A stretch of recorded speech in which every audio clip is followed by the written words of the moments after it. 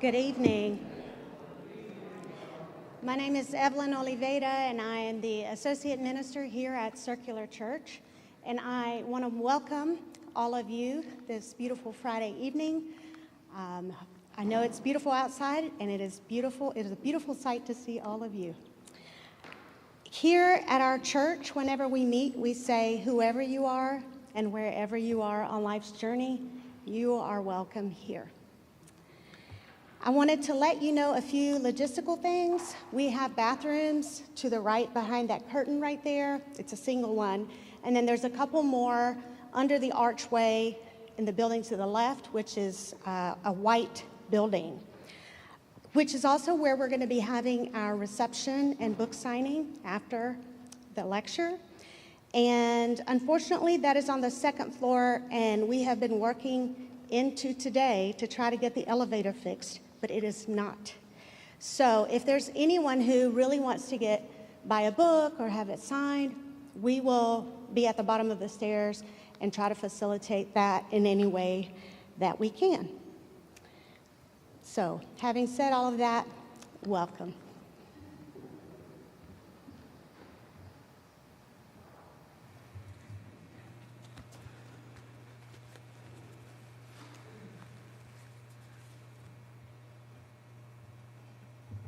Good evening, friends.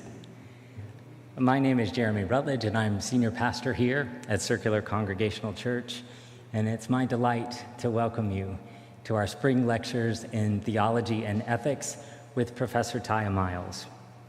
As Evelyn mentioned, every time we gather, we say that whoever you are and wherever you are on life's journey, you're welcome here. That's always true. But this evening, it resonates differently as we welcome many friends from the community. Tonight we gather as people of many faiths and philosophies, many racial, cultural, and ethnic identities, and many ways of living and loving in the world. We are joined in respect for each other and also in solidarity with the common purpose of working together for a more just world. We begin on a note of gratitude. Thank you to the staff and volunteers of our church for making everything happen, from the physical logistics to the technical elements to the food at the reception afterwards. Thank you to our partners at Buxton Books for running the book table and allowing us to take home signed editions. Thank you to the Circular Church Endowment Board for underwriting these lectures so that they may be free and open to all. Thank you to each of you for taking time out of your weekend to join us for this conversation. And thank you to our distinguished guest, Professor Tiya Miles, for traveling here to be with us. With that, let me offer a very brief word of introduction.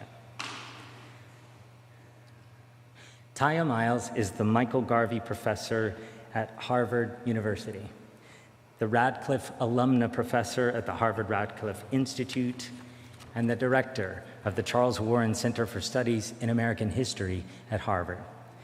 In 2011, she was awarded the MacArthur Foundation Fellowship for her work in Black, Indigenous, and women's history. Professor Miles is the author of 8 books, which have been met with critical acclaim, including the Yale Frederick Douglass Prize and the National Book Award.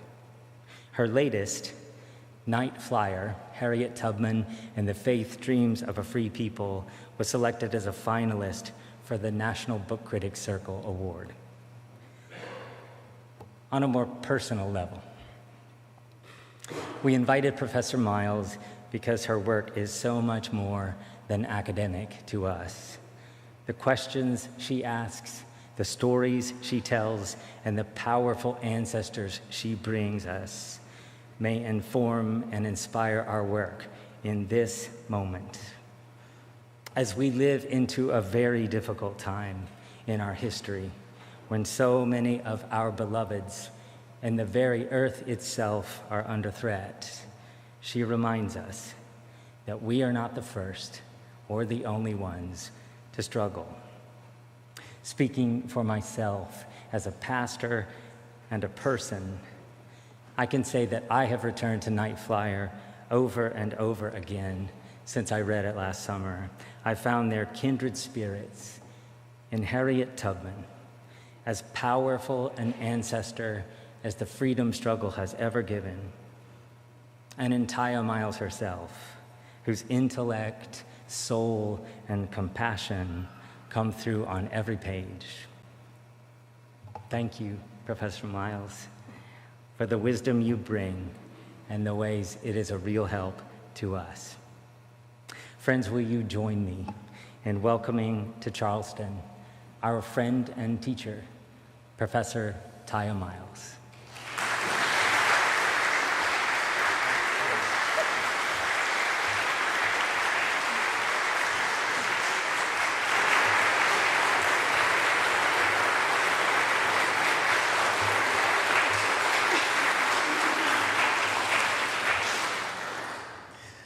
My goodness, you all. That was very, very generous, overly generous. Thank you so much. Thank you for being here. Thank you, Reverend Jeremy. Thank you, Catherine.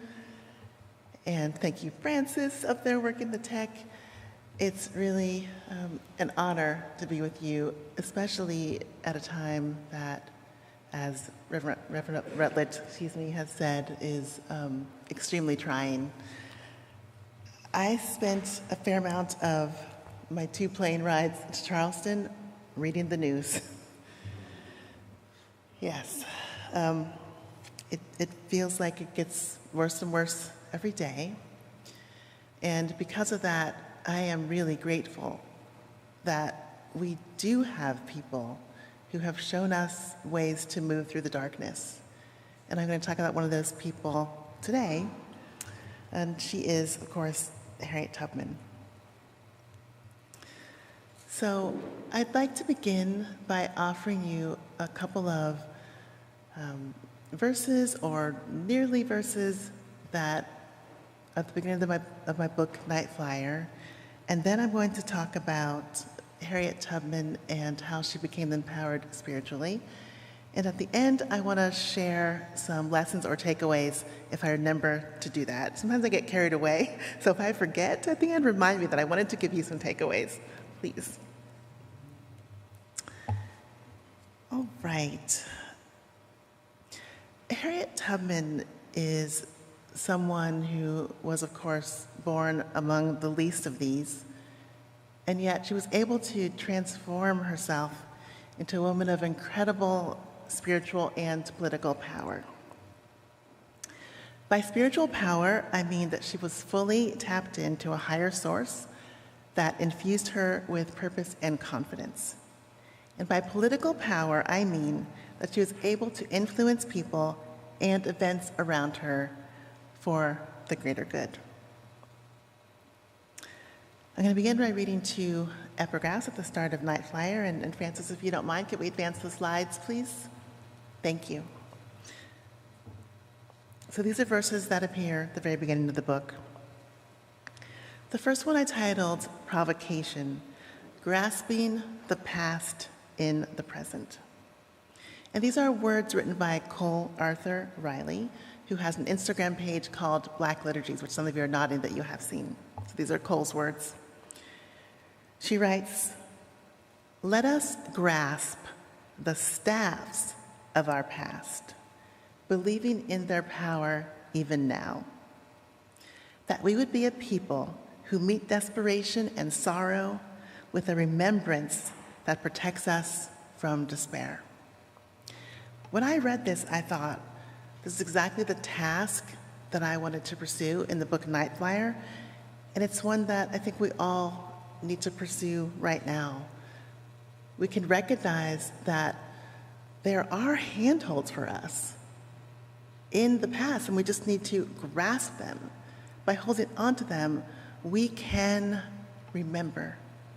We can remember how to move despite sorrow and how to move while carrying the weight of despair.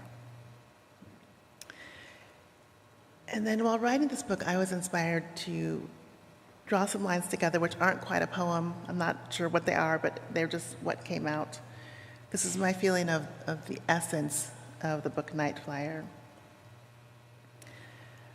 I wrote, "Ours is the time of the seventh trouble, but we do not wait in these woods alone. Harriet walked this way before, showing us how the wilderness works. She could have leaned against that tree. She would have pointed out that star. She could have sketched a map in the dirt and bid us memorize it. Then she might have whispered a secret that the trees already knew. We can be a flock alighting. If we join hands, we will fly."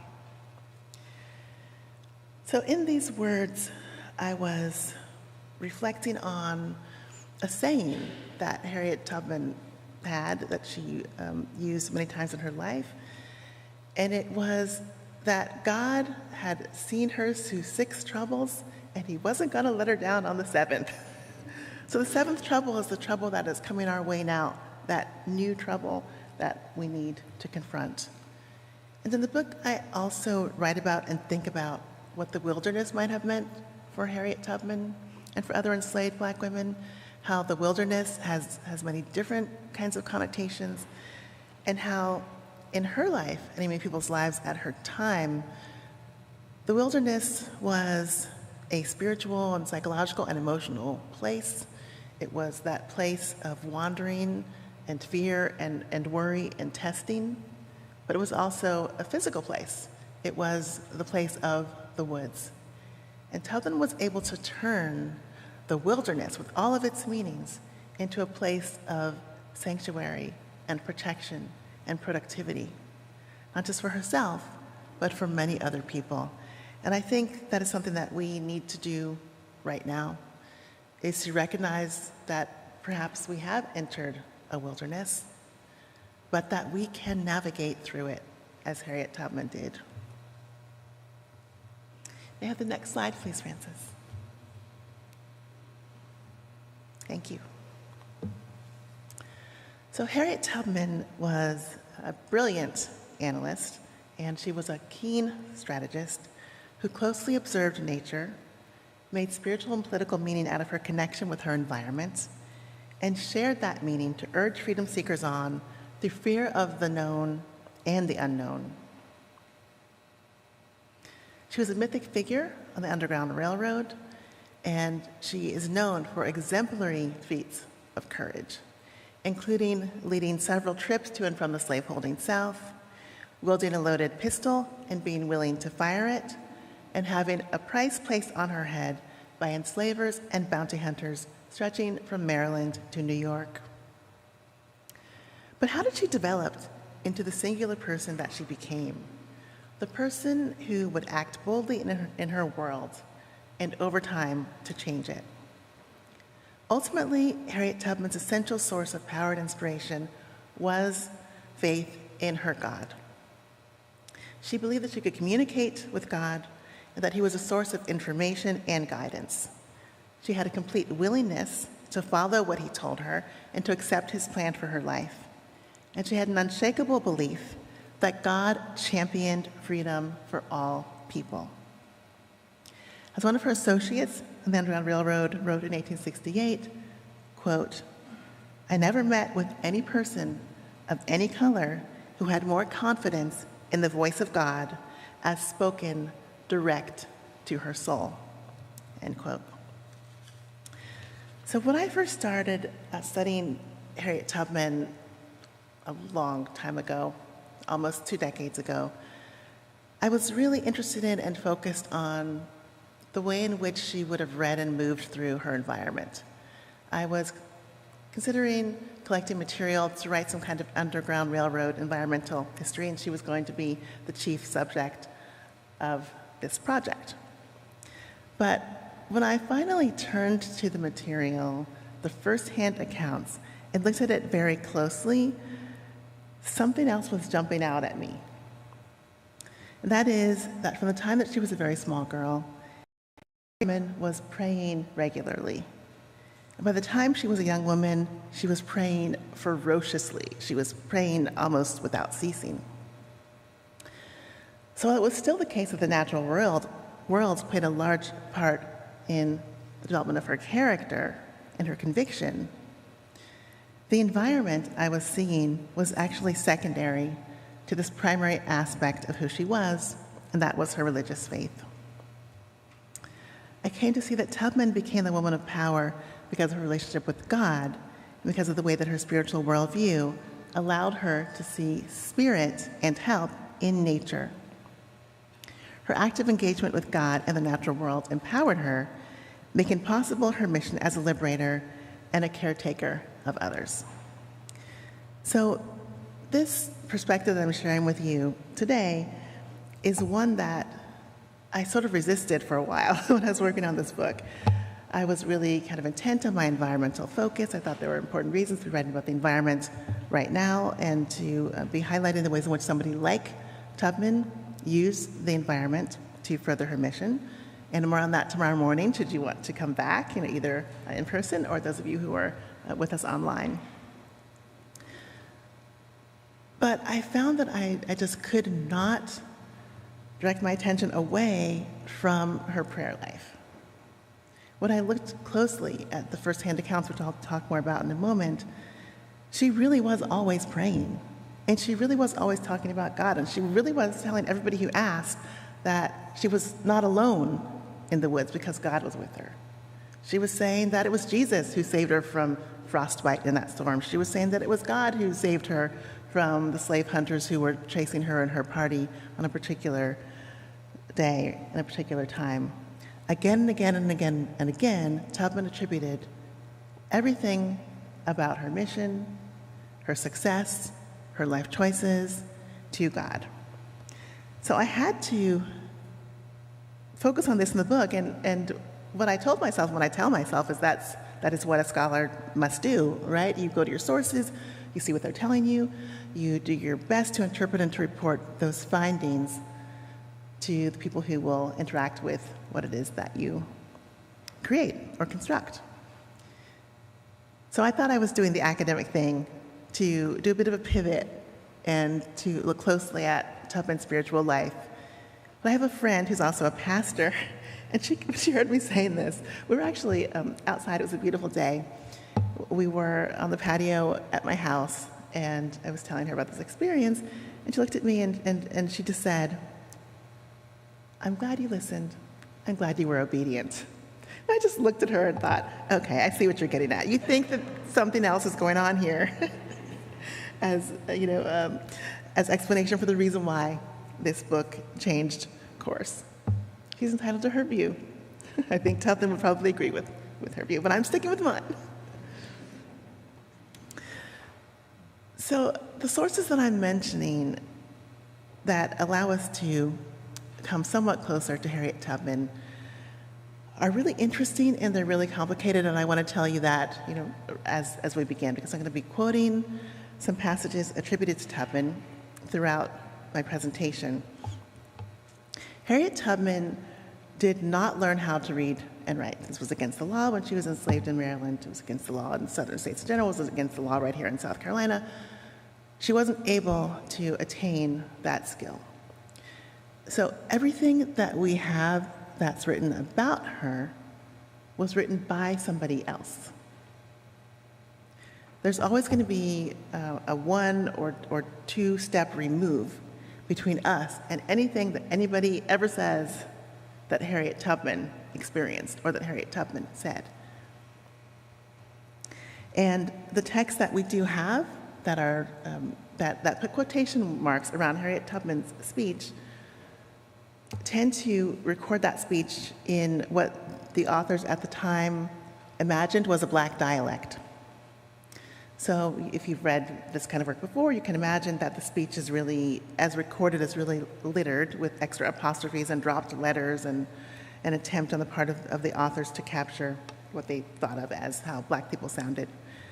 When I quote from this recorded material, I'm not going to be reading it in dialect. I'm going to be reading it in standard English, because I think that would be a respectful way to represent Tubman's words. None of us heard her, and we don't really know how she sounded. I also want you to be aware that while there are complexities and frustrations, involved in looking to these sources, the people who I'm going to be sharing information from with you tonight were all individuals who knew Tubman. They worked with her on the Underground Railroad, like the first quote that I offered, or they knew her later in life when she was seeking to publish a book to try to raise funds to take care of her family and many other people whom she fed and raised in New York. Or they were her neighbors in New York who came and interviewed her to write up material that ended up in a historical society in New York or that ended up in a periodical. So these were people who knew Tubman. They were people who spent time with her, who talked with her, who interviewed her, who wrote down what they thought they heard her saying, and who sometimes admitted that they left a lot out. So unfortunately, we don't have the full picture. We have a partial picture. It is refracted through the lenses of various other people. Please keep that in mind when I share quotes. But even though this body of primary source material is compromised, it does seem to represent a fair picture of Harriet Tubman's sense of herself. And the way we know that is because many of these different accounts kind of match up. When you put them together, you see repeated phrases and ideas and a certain perspective again and again and again, such as the seventh trouble that I mentioned to you earlier. Tubman would often talk about her life in front of audiences, especially when she was trying to raise money for her next rescue efforts down south. And she would tell her life story. She would perform her life story. By that I mean she was very physical, apparently, in the way that she talked about herself. And there were people in the audience who also wrote that down and described what they saw. So all of this amounts to what the historian Jean Humes has called a self-expressive legacy. Tubman did express herself in her time period. She told some things and she kept some secrets. And we can be fairly sure, I think, that we are getting a reasonable sense of who she was, what she thought, what she said from the people that she spoke with who wrote things down.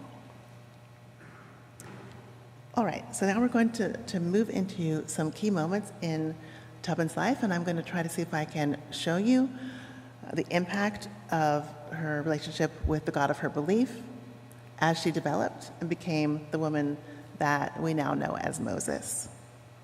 Next slide, please, Francis.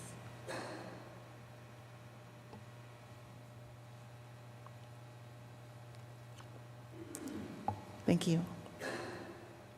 So Harriet Tubman was born Araminta, or Minty Ross, that was her nickname, Minty, to enslaved parents whose names were Harriet or Rit Green and Ben Ross on the eastern shore of the Chesapeake Bay in Maryland. And she was born around 1822. Oftentimes people say the date as a certainty, but we actually don't really know because records about enslaved people were not kept very well. But she was born in the early to mid 1820s, and she was born because her parents were brought together by their enslavers. Rit's and Ben's enslavers married, which put them in the same location for a period of time. And at that time, they coupled, they married, and they started a family. They eventually had 9 children, and Harriet Tubman was a middle child. But Harriet's family was divided. They were split right away. Her parents didn't live together for very long. Her father was sent away to another plantation, and her mother was there with a few of the children until things actually got worse. But one of Tubman's earliest memories relates to the forests around the place where she was born, and it relates to the tree that you're seeing on the screen right now. Tubman told somebody that she knew personally, a woman named Emma Telford, that this was her first memory, and I'm quoting from Telford. This is in Tubman's voice, in Telford's paper. So, quote, "In the eastern shore of Maryland, Dorchester County, is where I was born. The first thing I remember was lying in the cradle.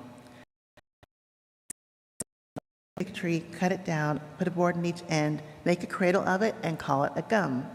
I remember lying in that there." So when she says call it a gum, she's referring to the sweet gum tree. Tubman's father, Ben, worked in timber. He was a very skilled lumberjack, and this is what his enslavers had him do on their land, was to go identify trees, cut trees down, move them to different locations. And it is very likely that he is the one who carved that cradle out of a sweet gum tree.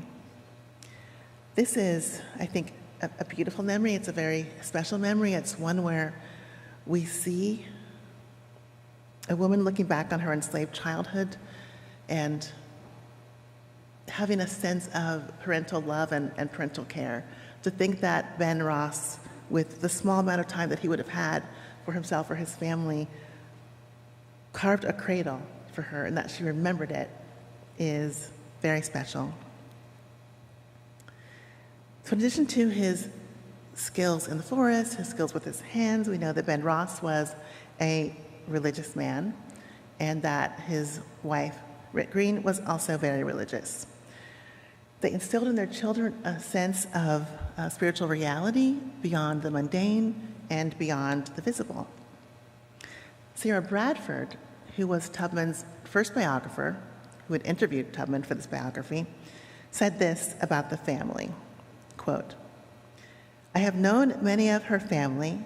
They all seem to be peculiarly intelligent, upright, and religious people, and to have a strong feeling of family affection." Now, as an aside, I think we can recognize that Bradford's sense that the family was peculiar because they were smart is something that we can question. We can probably read some bias into that. But she also tells us that this was a religious family, and that seems to have been borne out in other sources as well.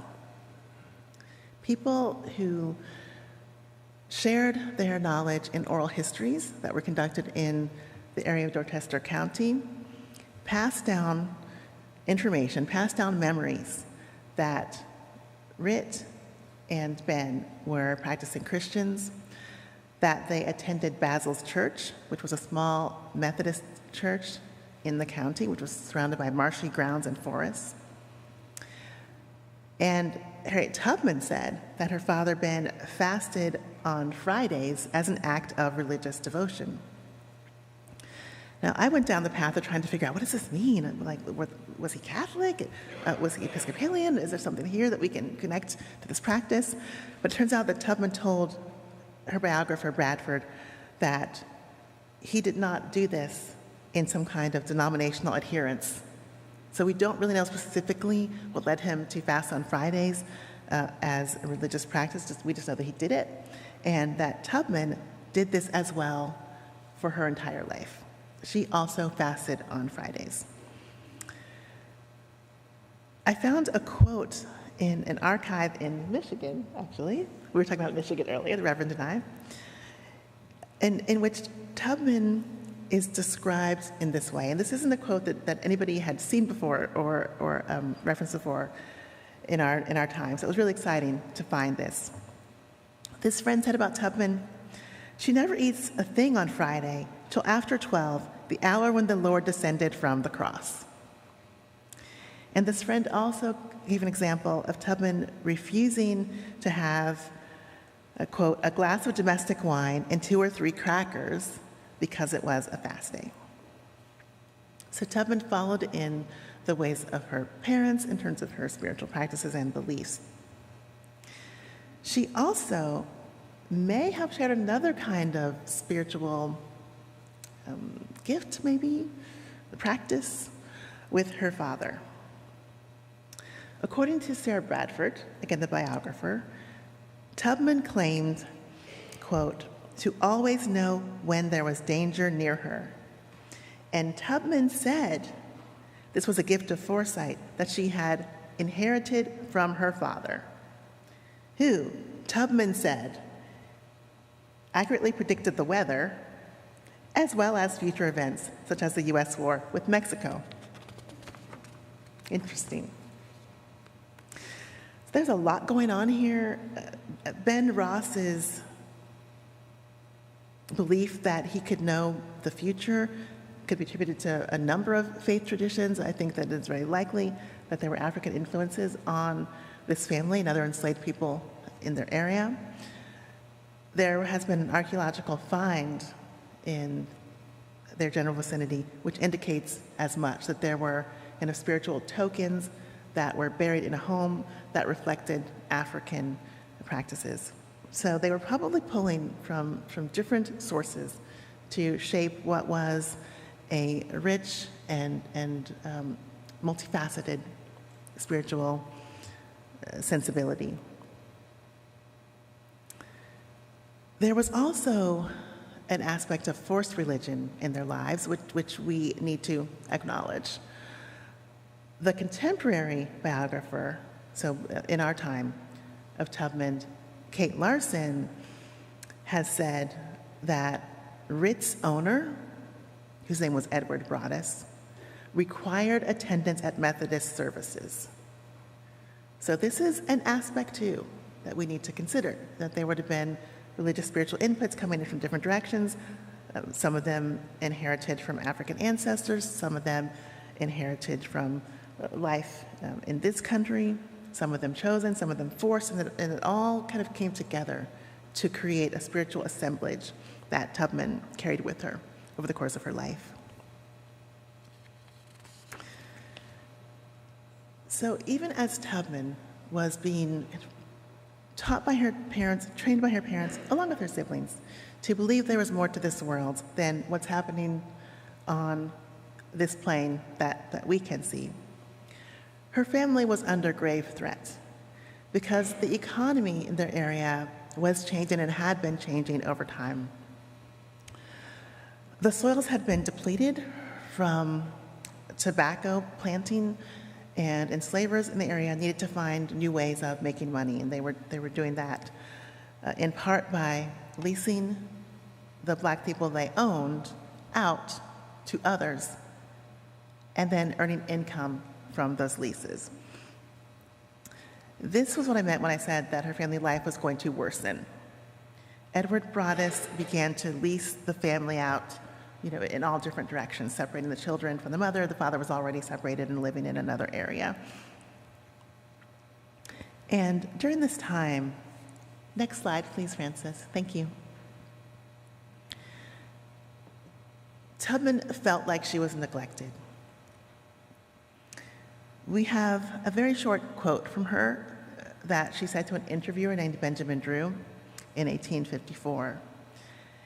And that is, "I grew up like a neglected weed, ignorant of liberty, having no experience of it." So Tubman knew that her childhood was one of neglect. It certainly was one of suffering. It was one of exploitation. In this reference, though, I think we also see Harriet Tubman maybe indirectly reflecting on her own toughness. Because even though she was a neglected weed, which is a double negative, right? Weeds are already neglected. That's what makes a weed. She would have known, growing up in rural Maryland, having to do work outside, that weeds are incredibly hardy, that weeds will grow and come back and come back and come back, no matter how hard human beings might try to do away with them. And that's exactly the kind of person Harriet Tubman became. So in this analogy, I think that she's talking about the miseries of her childhood, but also the fact that, like a weed, she could not be stopped, even in this hostile environment. In this dangerous and threatening environment, she kept coming back. So we can ask, where did this toughness come from? It came from the influence and the example of her parents. And We can see that in a number of ways, in a number of stories in her life. One that I think is very powerful is that at some point when Harriet Tubman was young, she knew, and her mother knew, that their owner was making plans to sell her little brother, Moses. He was trying to do this secretly because Harriet Tubman's mother had actually been his caretaker. She had basically raised him. She had nursed him at her own breast.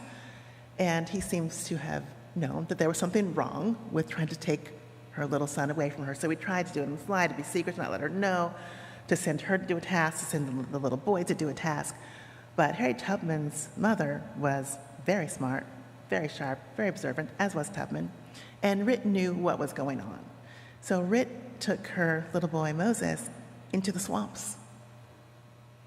And you're seeing the landscape that they lived in on the screen. She took her little boy into the swamps and kept him there, secreted away from their owner for days, until she basically won that battle of wills. She finally came back with Moses, and their owner said, okay, I'm not going to sell him. So this was, I think, a powerful example for Tubman. The way that her mother was willing to fight the sale of her child and to risk what could have been their deaths out there, exposed to the elements for many days in order to do it. She was also clearly influenced by her faith, which her parents had introduced her to. These are two of the pillars of Tubman's strength, I think. Her parents, her family, the examples that she had in her home and her community, and her faith. So when Tubman was very small, she was being leased out, and she was being rented out by her owner, who was also her mother's owner. The first time she was only around 6 or 7 years old.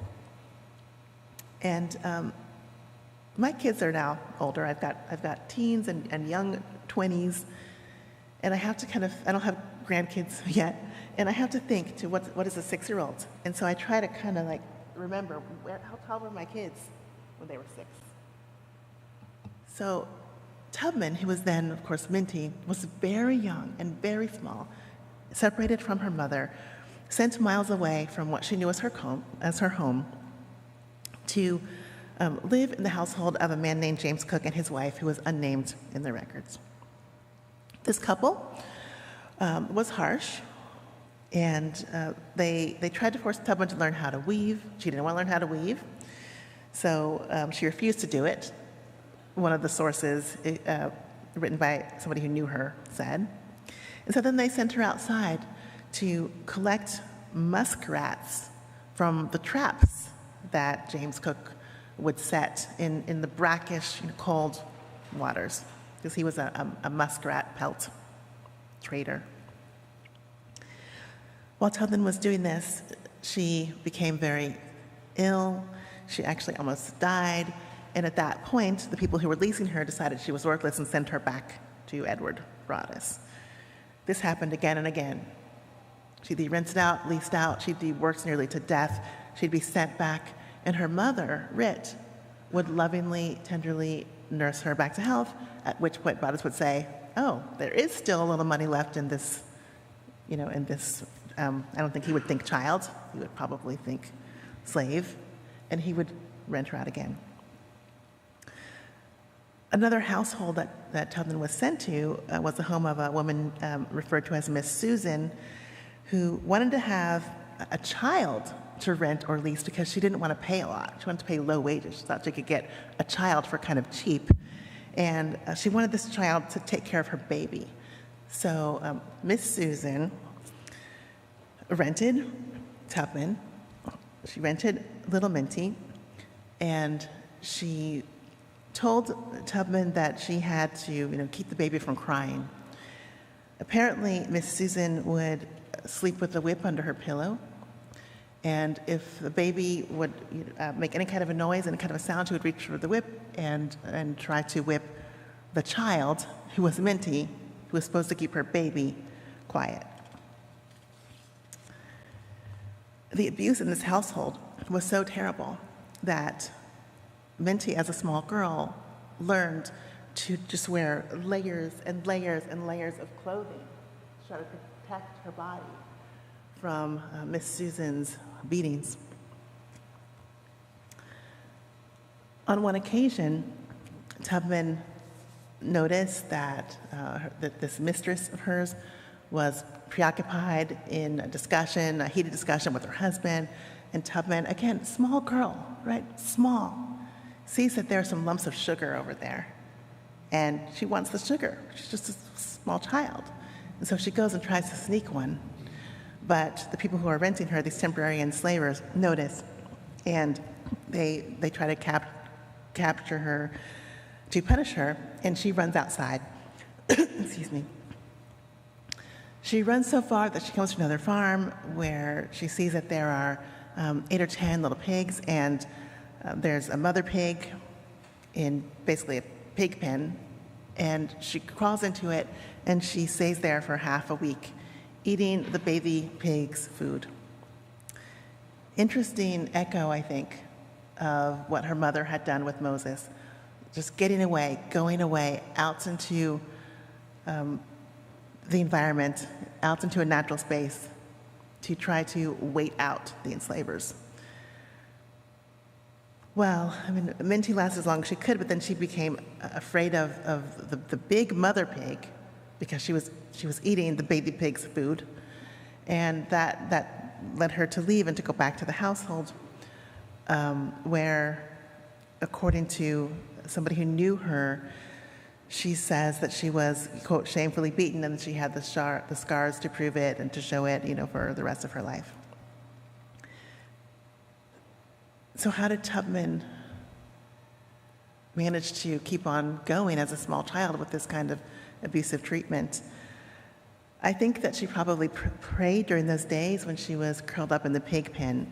And I think that because we have kind of one snapshot picture of what Tubman did in this household. There was a time when, and this is quoted material from somebody who knew her, Tubman was told to come in to the family prayers, the family of the people who were leasing her. But instead, she preferred to stay on the landing and pray for herself. And then here's another quote. This time, the person who knew Tubman is using the word I, so we can think that Tubman herself said something like this. "And I prayed to God to make me strong and able to fight. And that's what I've always prayed for ever since." Now, the friend who wrote the story down, Edna Dow Cheney in New York, records that when Tubman said that she prayed to God to make her strong to fight, that Cheney said, "That doesn't sound right. That sounds wrong, that you would ask God to help you fight these adults who have charge of you." But Tubman, in this conversation, responded, no, it was absolutely right, and that she was sincere in her prayers to God. So from a young age, Tubman turned to God for help, and she believed this was the right thing to do. She believed that she should be fighting this treatment and that God would be there to support her in the fight. Next slide, please, Francis. Thank you. So moving on to the 1830s, when Tubman was around 11 years old, so kind of pre-adolescent, kind of in that tween age, she saw something that was really incredible. And I'll describe the quilt to you in just a moment. It's beautiful, and I know it's a bit distracting, but hang on with me while I try to get us there. I should have asked Francis to wait 1 minute, right, before showing you the quilt. So in the 1830s, Tubman, now a little older, kind of a little wiser, knowing what it was like to be able to get away and hide out for a few days, would routinely sneak away at night to visit her mother. On those occasions, one of her brothers would stand guard to make sure that the patrollers were not going to come and find her and punish her for not being where she was supposed to be. And on one of those nights, her brother, who was outside the cabin, called her and said, "Come out and see the stars." So Tubman came out of the cabin, and she says that she saw the stars, quote, "all shooting which way," and that she thought in that moment that the end of the world had come. This is a quote to a friend, which was recorded in one of her obituaries. So what Tubman was seeing as a girl was this really famous event known as the Leonid meteor shower of 1833. People saw it all around the country, and there are many different representations of it. What you're seeing on the screen is a quilted representation of it that was made by another Harriet, a woman named Harriet Powers, who was born and enslaved in Athens, Georgia. In the middle square, where you see orange circles with kind of a shooting tail, Harriet Powers is representing that Leonid meteor shower. Many enslaved people saw it, remembered it, talked about it. There are examples of it all through the oral histories of enslaved people, and many of them thought, like Tubman, that this was somehow God's work.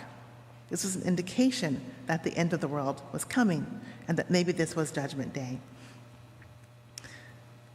In Tubman's case, things didn't really change for her externally. Maybe they changed for her internally after seeing these stars. But in the cases of some enslaved people, things did change, because their enslavers were also completely shocked and completely awed by what they saw in the sky. And because they, too, believed in God and thought God might actually be coming to judge, they started sharing information such as, "This is where we sold your relatives to. This is where you can find your relatives." So for Tubman, this was a memorable experience, so memorable that it ends up being one of the few quoted lines in her obituary. Internally, I think it is likely that she was thinking about this moment through a spiritual and or cosmological kind of lens. So in this period of her life, as she entered into her teenage years, Tubman was doing a lot of outdoor labor. Sarah Bradford said of Tubman, quote, "Out-of-door drudgery was put upon her, the labor of the horse and the ox, the lifting of barrels of flour and other heavy weights." So this was the kind of work that we might have expected to have been, assigned to full-grown men, and it was being assigned to Harriet Tubman, an enslaved teenage girl. It was heavy work, it was grueling work, but she was actually good at it. And she preferred to be outside as opposed to being inside, because she had that memory of Miss Susan with the whip under her pillow. And she felt that outside maybe she could have just a little more autonomy, a little more room to kind of move and to make decisions for herself. Next slide, please. Thank you very much, Francis. And so around this period when Tubman was being put to work outside, something very dramatic happened to her. It was a terrible thing that changed her forever, that left her with a chronic illness and a disability, but that also seems to have sharpened her spiritual sense. What happened was she was being leased out to a plantation owner who sent her on an errand to this store that you see on the screen. And while Tubman was inside the store, a young enslaved boy or teen was running by. The overseer was chasing him. And according to various accounts of this incident, when Tubman, who was herself just a teen, probably around 13 years old, saw this, she moved to put her body between the overseer and that boy. So when the overseer picked up a heavy weight that was probably weighing 3 pounds and threw it to try to knock the boy down, to stop the boy from running, it hit Tubman. She was the person who was knocked out. She was knocked to the floor. She lost consciousness. And after that period, she experienced horrible, frequent headaches and also frequent seizures. Scholars today, looking back, think that she probably was suffering from temporal lobe epilepsy caused from a traumatic brain injury. It's hard to be decisive because nobody was there to actually to examine her, but that's what her symptoms seem to add up to. And so Tubman entered into a different phase of her life where she was often losing consciousness and having very intense dreams during the day and also at night. Many of these dreams were spiritual. They were dreams about spiritual beings and about getting to freedom. And they were dreams which Tubman interpreted as giving her information about things to come.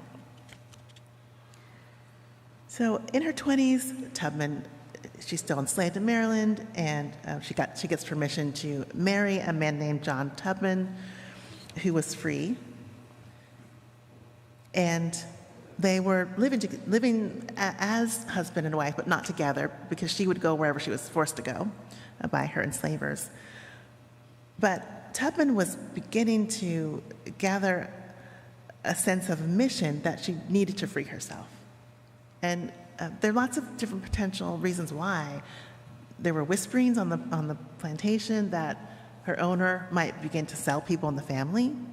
Tubman might also have been thinking about what if she were to become pregnant and have a child, that child would be enslaved like she had. They would suffer neglect and terrible abuse like she had. And so Tubman started doing some things that were really smart and really difficult. She negotiated to be able to hire her own time out. So that is, she got another white person to vouch for her, actually a relative of her father's owner, to vouch for her to her owner, who was her mother's owner, right? And so then he agreed to let her hire her own time out so she could keep a little bit of the earnings. He would keep most of them, but she was still able to earn some money and to save some money.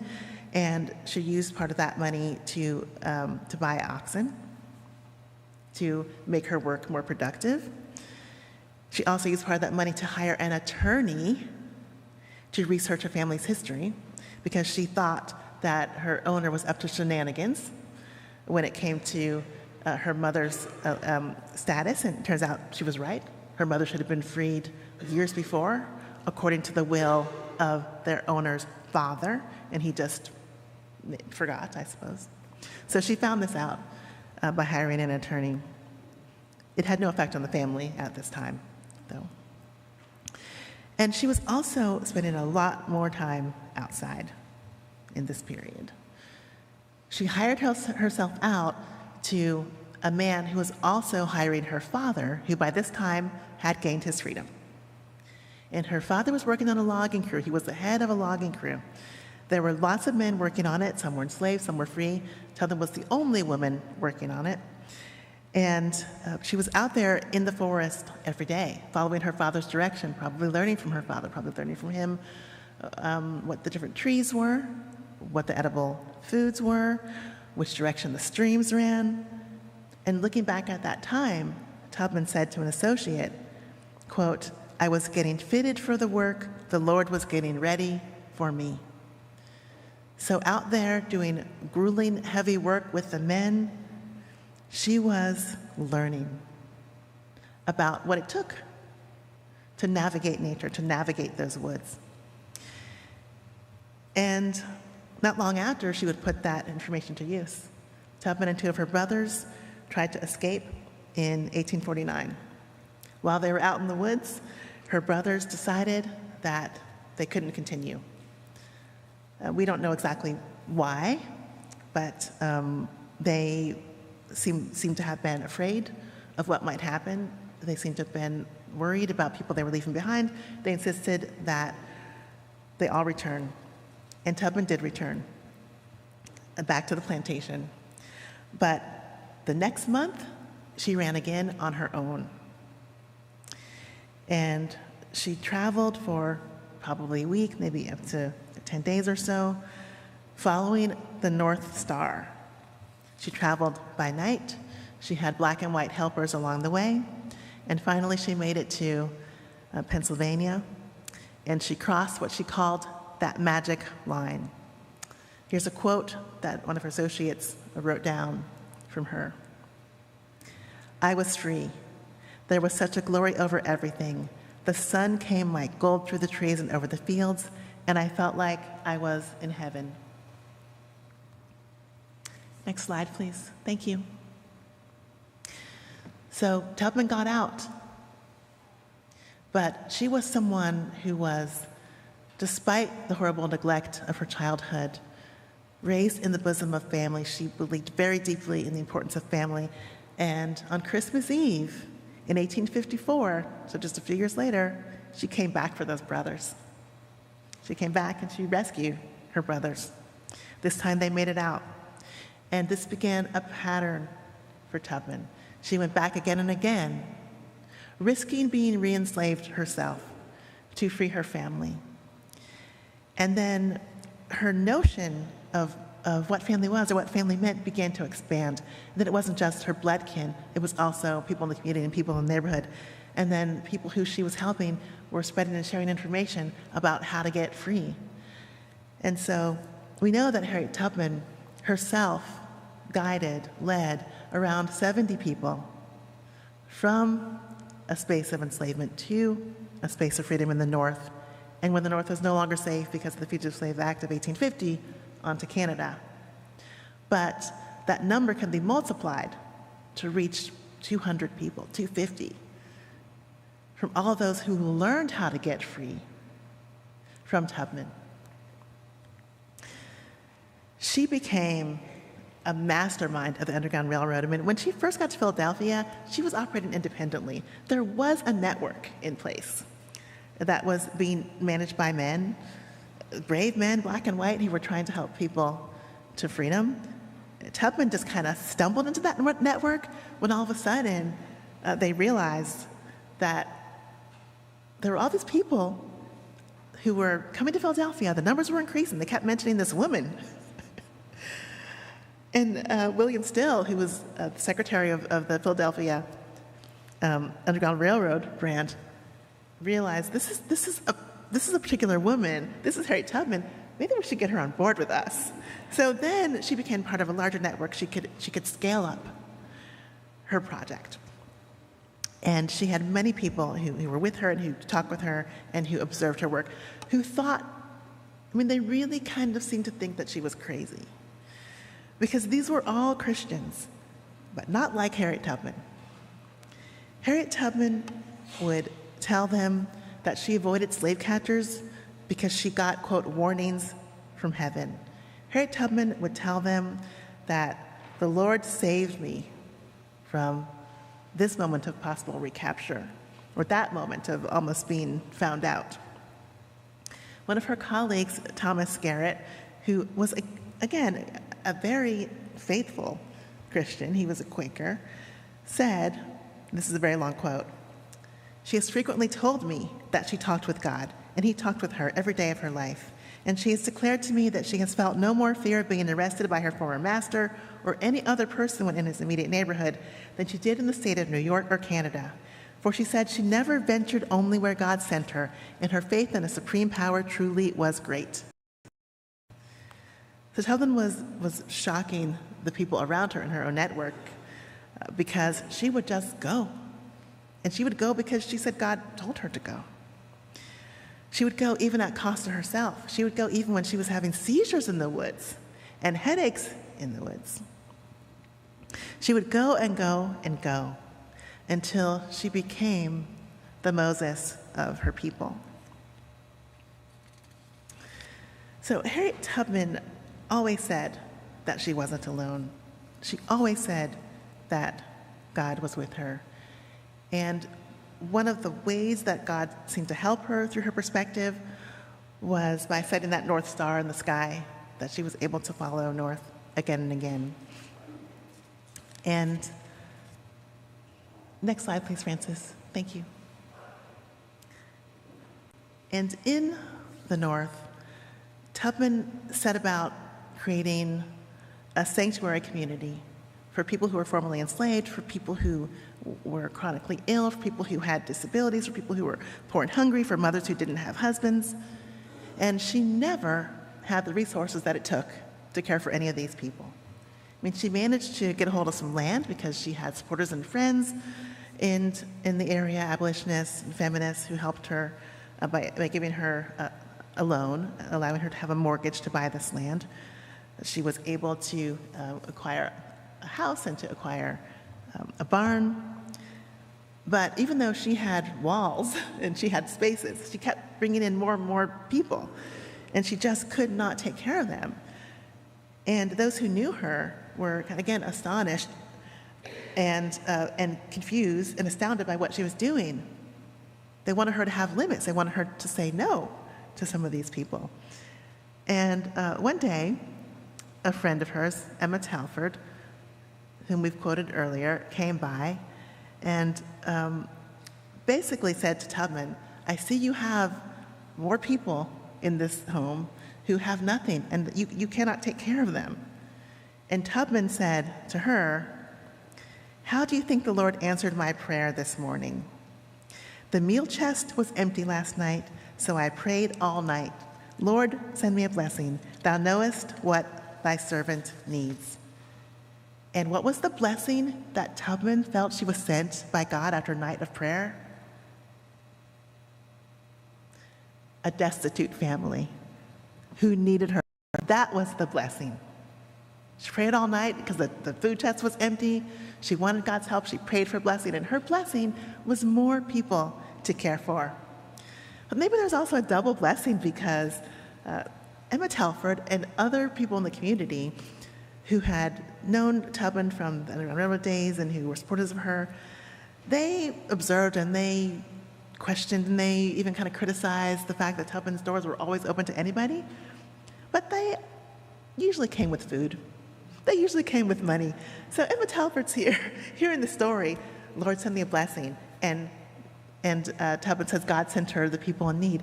But maybe he also sent her Emma Telford, who brought some resources into the home at that time. So Harriet Tubman, a remarkable woman who did things that it's really hard for us to even imagine today. I asked myself again and again while working on this project, how did she do it? And I want to share a quote that Tubman told to her biographer, Sarah Bradford. She fixed her eyes on the guiding star, and she committed her way unto the Lord. All right, so I've talked quite a long time, but I want to see if I can share with you some lessons that I'm drawing from this research, especially in this moment. One, obvious, straightforward. To have faith in a power larger than yourself and larger than the people around you. Develop a clear sense of purpose. Have a mission that you can fill with that power. The power propels the mission. Another is to dream. Harriet Tubman was dreaming all the time, dreaming at night, dreaming while she was having visions and seizures during the day. These dreams, she felt, brought her information. Another is never give up. Remember that Tubman didn't make it out on her first try.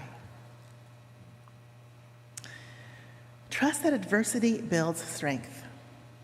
All those years of misery and neglect and suffering and pain and humiliation, we wouldn't wish it on anyone. And yet, these were the experiences that created a Harriet Tubman who could do what she did later in life. Another is that systems of entrenched power can seem like they are never ending, that they will be everlasting. There's no way out, through, under, over. There's no way. They are just there. We have to remember that people like Harriet Tubman, they were born to generations of enslaved people who never thought they would see freedom. But Tubman did see freedom. And she's one of the people who made it happen, who brought it into fruition by her actions. So systems might seem all-encompassing. It doesn't mean that they cannot be conquered. Accepting change is something that is required. And instigating change is also required. Tubman acted because she heard whispers that somebody was going to be sold in her family. And she didn't say to herself, well, it might happen, might not happen, we'll just see. Instead, she acted. And through her action, she created a different direction of change. Tubman made her own path by walking it. It didn't exist before she walked it, and she didn't know what to expect. She made allies of everyone and everything that she could. She worked with people from all walks of life, all different kinds of people, including enslavers in her freedom effort. Tubman was seriously ill, and she carried with her a severe disability, but these were not in her life barriers to great acts. I never want to dismiss or diminish what she would have experienced. And I can't say I don't know what it would have been like to go through what she went through physically. I can tell you that her illness was horrible. It was horrible. It was so bad that when she was an older woman, she actually walked into what's now Mass General Hospital in Boston and begged for a brain surgery because her headaches were horrendous. According to the sources we have, and we cannot verify this, but according to the sources we have, she was always in such pain she was willing to undergo surgery without anesthesia. I cannot verify that. There are reasons to ask questions about that. But she walked into a hospital and begged for somebody to cut her head open. She was in such pain. So we cannot discount her pain. But we can say that even with all that, she saved hundreds of lives. She did make mistakes, but she kept on going. And finally, this is the last one. She kept her eyes on the stars no matter what.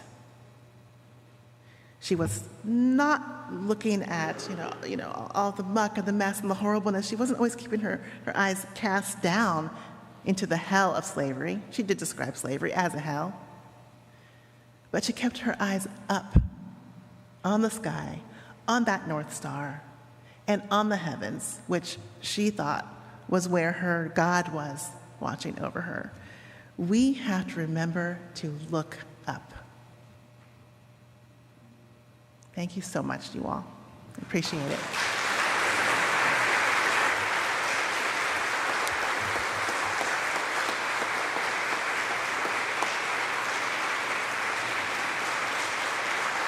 Thank you so much. I'm going to go down for questions.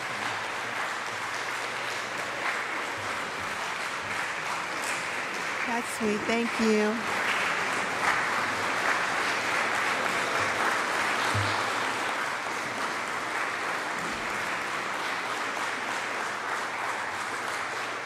That's very kind, you all. Thank you.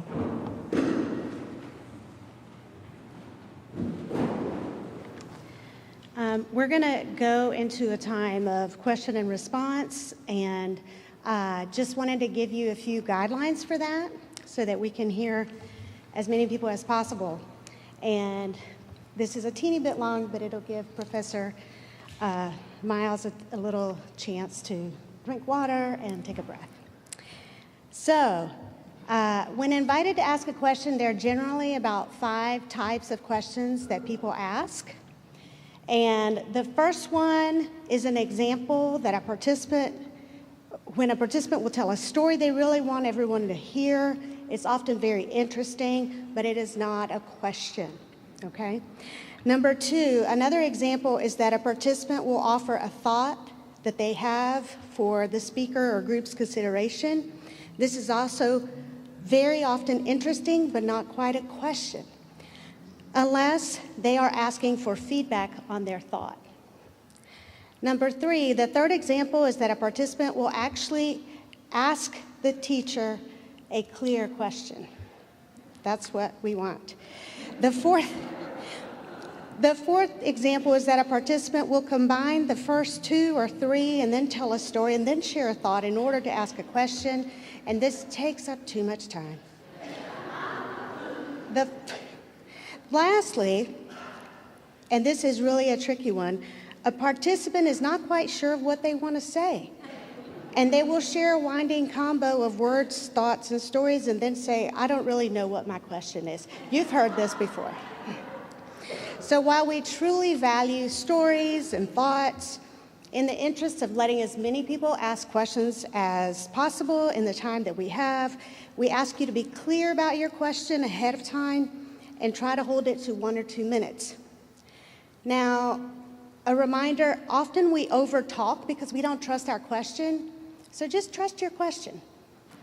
And I don't say any of this to discourage you, okay? It's to encourage you to be clear. And Jeremy's gonna model this for us with the first question.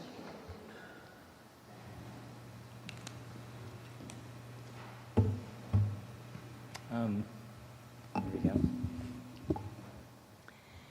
So my question is if you could just say a little about, as a person and a scholar, what first drew you to Harriet and what kept drawing you back?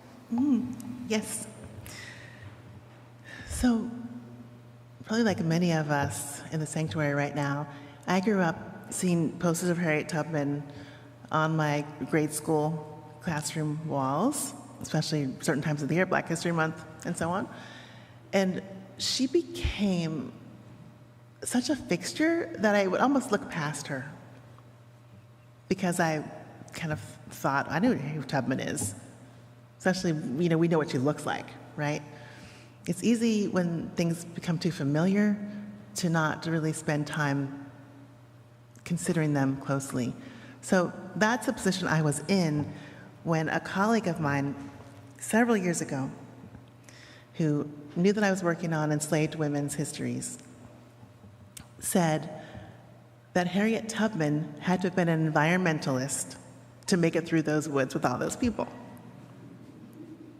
I thought, that's an interesting one. And I jotted that down, and I started collecting information about Harriet Tubman at that time. I did actually a little teaching module, which is, I think, still somewhere on YouTube. This was probably around 2010 that I did that, talking about Harriet Tubman. So I was reawakened to her because of a new question that was presented to me about her. The question became, was Tubman an environmentalist? Posed as a statement, I took it as a question. And actually, I don't think Tubman was an environmentalist because there's certain connotations to that word that we have. I mean, she wasn't an environmental activist or environmental researcher. But I do think that we could class her as an ecologist, and I try to make that case in the book as somebody who is very well aware of the interrelationships between and among living things, including the people that she had to read and understand in order to be able to execute all of these escapes. So that's how I came to work on the project. That's how I came to the environmental lens. What changed was what I shared with you at the beginning, which was when I went back and read the primary sources. I did see trees, but I saw a lot more prayers, and I needed to reorient my relationship to the project.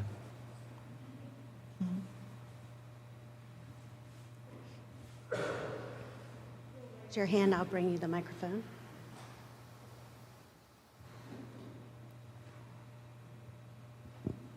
Did she ever learn to read? She did not ever learn how to read. And this is a really interesting question, I think, because she could have. I mean, she lived a very long time. Born around 1822, died in 1913. She had decades of her life in freedom. She said she wanted to learn. we have to ask why, and I can only speculate. And my thought is that, learning to read takes quite a lot of time. It takes serious commitment, and I think she had other priorities. I think it's hard to do everything. And I think it was more important to her to build this community where people could come and live. She also, I didn't mention this, but she built on the land that she was able to purchase a home for people who were older, people who were sick, people who had chronic illnesses. So she basically created a healthcare system and a social service system on her land.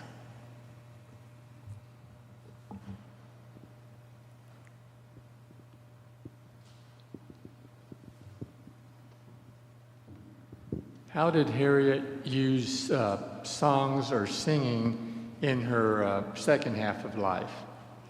In her second act of life, well, where should we start the second act? So one of the things that I had not really considered before, that I looked past before, that exists in the literature on Harriet Tubman and the primary sources, is this record of songs. So people she talked with would hear her sing a song, they'd recognize the lyrics and they recognize that it was a hymn, they'd write down the words of the song she was singing. And we do have almost a compendium of her songs. What I didn't realize for far too long was that these songs were a whole other source of information about Tubman. She chose certain songs in certain moments. She chose songs to function as something that I think of as kind of mobile sermons. So when she was on the road with a group of people trying to help them to escape, if they became afraid, she would sing a song about angels being near. She would sing songs about, encouraging them to, see Jesus, which were intended to motivate them and, to keep them moving on their path. And I'm trying to think in terms of your question, what about later songs? So the songs that we have recorded really are the Underground Railroad songs. I am sure she was singing her entire life, but what I think probably happened is that there was less interest on the part of the people who were gathering her life story in that portion. And this is part of the reason why we don't know enough about her later years, actually, the years when she became a community builder, because the focus of the people talking with her at the time was on the dramatic, heroic Underground Railroad period. I think our focus has been on that as well.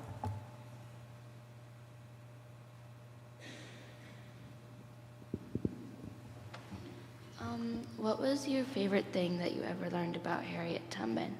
Oh, I love that question. Oh, it's really, really hard. Hard. I think my favorite thing, this is tough. I'm gonna have to pick two. Yeah. Okay, I think my favorite thing is that she was very aware of and interested in clothing, in fashion.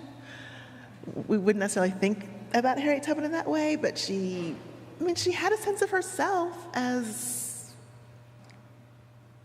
a person, a woman in the world, of somebody who wanted to present herself as being kind of put together. She actually really enjoyed fine dresses. She never could really have one that was new, but she could sometimes get a dress that was handed down to her, and she cherished these dresses, which is why I think it's especially kind of important to recognize what she was willing to sacrifice for her beliefs. She had gotten her hands on a silk dress. It was a used silk dress. And she was willing to trade that dress to get the resources to try to bring her mother out of slavery. I will also mention that Tubman wanted to wear bloomers.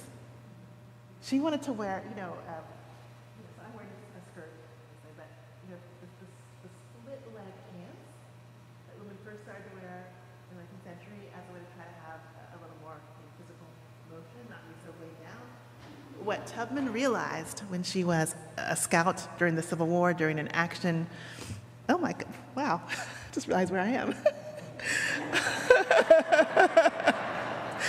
on the Combahee River was that her skirts were doing her no favors.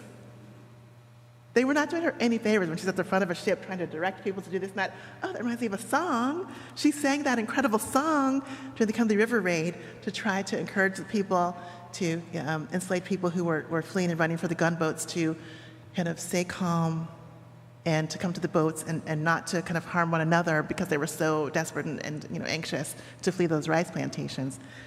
But so she was out there, let's just say fighting a war. Okay, most of the fighting she did was with her mind, her strategy, scouting, helping to pull together a group of men from the area who knew the terrain and could help her and Union officers fight against the Confederacy. She's out there doing all this in these big, heavy, like woolen skirt. Can't imagine it, right? So she wrote to her friends, send bloomers.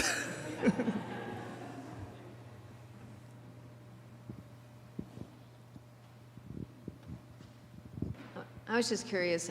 You mentioned that she had to go. They went to Methodist church, when she was young and enslaved. So after she got her freedom, did she participate in organized religion? And also, when she needed to earn money, right, to buy the land and help people. Did she tap into religious organizations to help her with that? Yeah, interesting question. So she did belong to a church in Auburn, New York, the AME Zion Church. And just amazingly, and again, this is just how savvy this woman was. Guess who owns the farm? Is it still up? Oh, we went to the Sweet Gum. Thank you, Francis. I forgot to ask you to do that. Thank you. I'll come back to this question. So what you're looking at are the sweet pot, sweet gum tree. There's a whole story to this, too.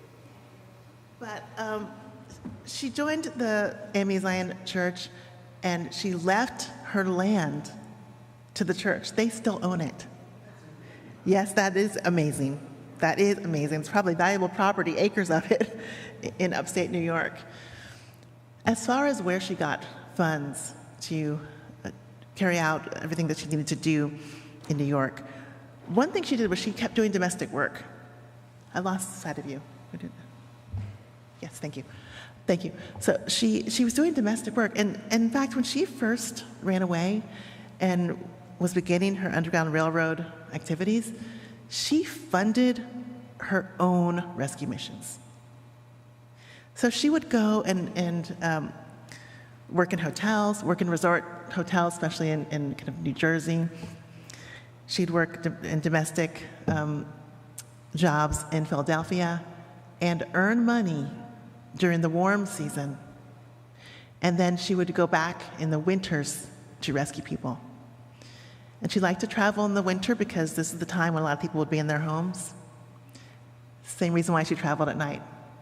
So she picked the harshest environment for herself to move in because it was the safest for the people that she was trying to help free. So domestic labor is partly how she earned money and saved it. She also, when she was working in Beaufort, was a baker. She would make, I think it was gingerbreads and ginger cakes that she would sell to raise money. She helped formerly enslaved women, known as, quote, contraband or refugees. She helped them to learn how to do laundry for pay, so to earn money for their labor. Short answer, domestic labor was really how she made money. She also collected funds that were just given to her from the Abolitionist Network. And these were organizations that were in this country and abroad. And the money would be channeled through various other abolitionists who were more stationary than she was in their work. In her local area in Auburn, there were a number of people who helped with providing food, with providing money. I don't recall a reference to a particular church body giving that money, though individuals would have been members of churches as they gave money.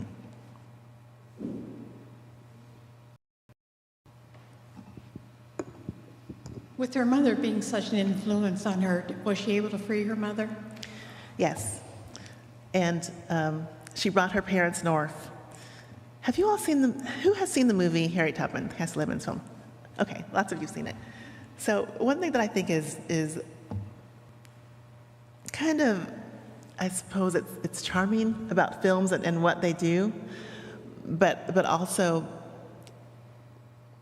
a little bit frustrating, is that, remember how the movie ends, those of you who have seen it, with Harriet Tubman's parents. They go into the home that she has now kind of prepared for them, and you see Tubman kind of smiling at the doorway and pulling the door closed, and you have this picture, this sense of this domestic comfort and safety and sanctuary that's going to happen behind the closed door.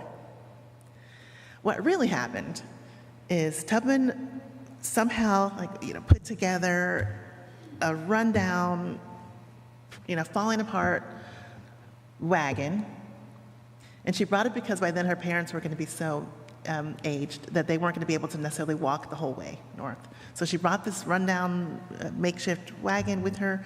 She did bring her parents north. She took her parents to St. Catharines in Canada because this was going to be the safest place for them. And her parents were none too happy about their new home. It was too cold. Yeah, they missed the warm weather, the environment of Maryland. They missed the people that they knew in Maryland. And so, I don't know, maybe you can never please your parents, I don't know. But, a complicated story, and I think one that also helps us to remember that even though what I shared with you was mostly about what people did on a landscape of exploitation, that people could still love their land. They could still love the places where they were from and the places where they were born. They, could become accustomed to those weather patterns, and they didn't want to leave those things. So it's all of this is mixed. It's always mixed. I also forgot to tell you the story about Tubman going back for her husband. That was another sad story and another mixed story.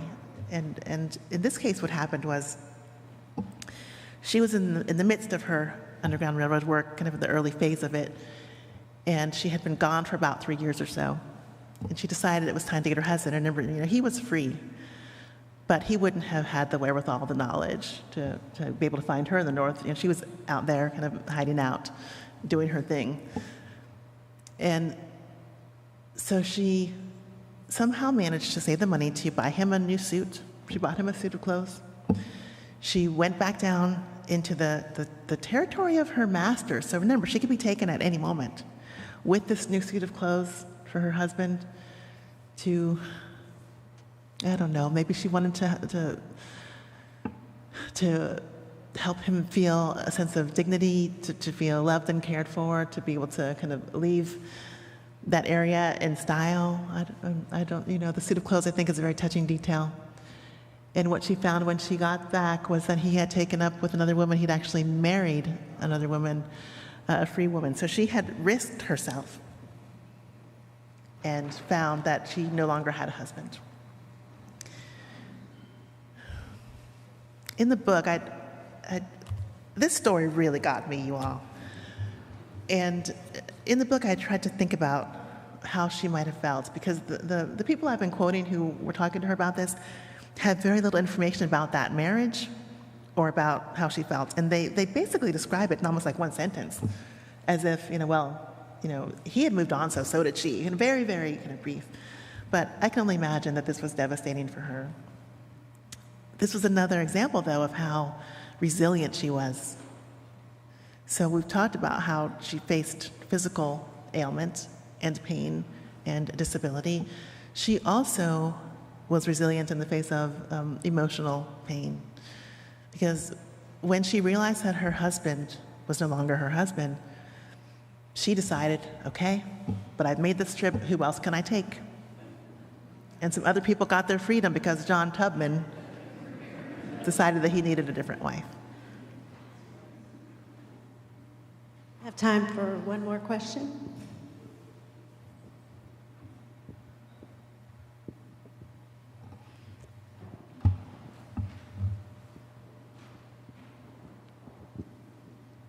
I believe you mentioned that in her community building and networking, you said she worked with enslavers, and I was wondering if you could expand on that? Yes, I can try a little bit. Most of what we know about her Underground Railroad work is just in bits and pieces because she tried to keep it secret. We do know that, as I mentioned earlier, when she was trying to be able to lease her own time, that she had to get somebody to vouch for her who was a white enslaver in the neighborhood. That, to me, is a primary example of how she was willing to work with who she needed to work with. Without his agreement to support her, she could not have leased her time out. And leasing her time out led to all these different things that happened in her life, all the way to working with her father and learning the woods. When she was actually running, we do know that she got help from at least one white person, and I'm sure many more whose names we don't know. This was a white woman who Tubman needed information about where she could go that would be a safe place. And Tubman, who was a quilter, had a quilt that she had made that she was carrying with her, and she traded it to this white woman in exchange for information about a safe house to go to.